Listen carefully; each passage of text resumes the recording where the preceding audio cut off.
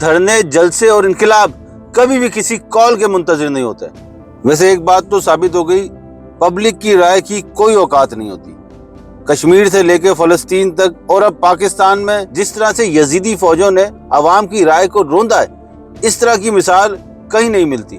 یہ یزیدیت ہے، فرعونیت ہے اور یہ سفاکیت ہے۔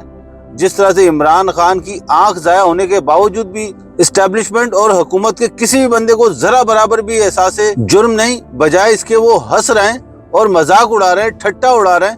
یہ دیکھ کر میں نے پاکستانیوں کی بے بسی پر افسوس ہو رہا ہے اور کچھ نہیں۔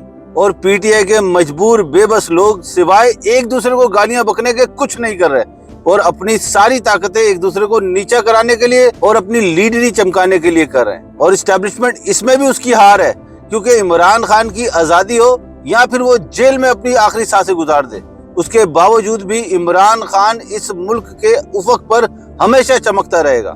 اور ان تمام یزیدوں کا نام جس طرح یحییٰ، ایوب، ضیاء الحق پھر مشرف اپنے ادارے کے لیے ہزیمت کا باعث بنے، اسی طرح آج کی اسٹیبلشمنٹ بھی اسی لسٹ میں گنی جائے گی۔ لیکن عمران خان کو ہمیشہ اس ملک کا فخر بنا کر پیش کیا جائے گا۔